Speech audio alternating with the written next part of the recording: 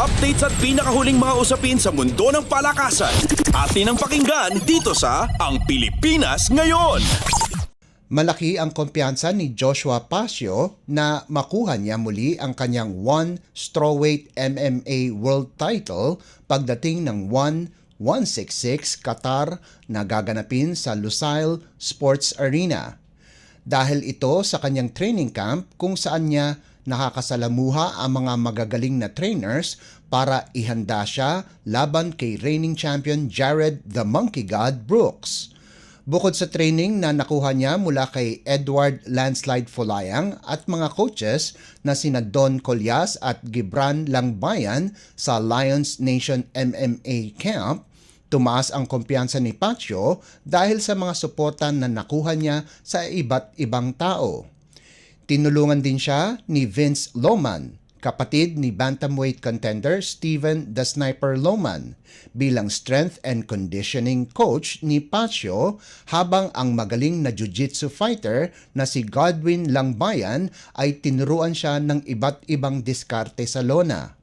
Para kay Pasio, ang pinakamagandang adisyon sa kanyang training ay si Peter Miller, nutritionist ng bantamweight, Muay Thai and kickboxing world champion na si Jonathan the General Haggerty at flyweight kickboxing world champion, the kicking machine, Superlek Kiatmu 9 na binantayan ang lahat ng kanyang kinakain at iniinom bago ang laban.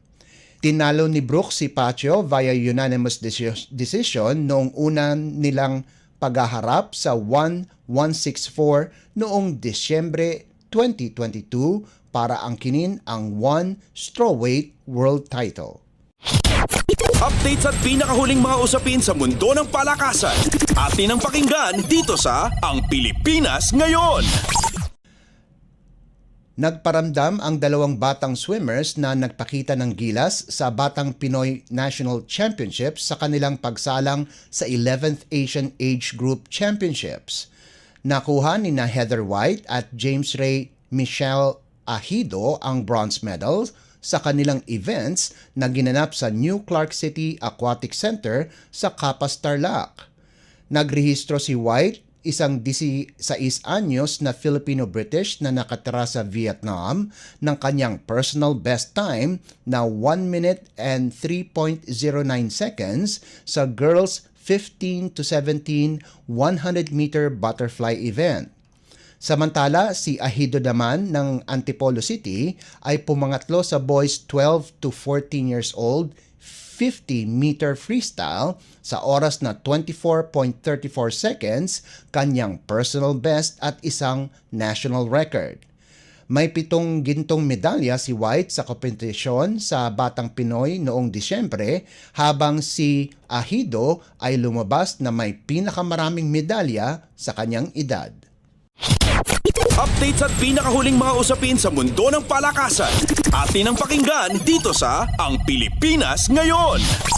Bigo ang Philippine Women's Football Team na Filipinas na umakyat ng entablado pagkatapos ang kanilang dikit na 1-0 pagkatalo sa Slovenia sa 2024 Pinatar Cup na ginanap sa Espanya.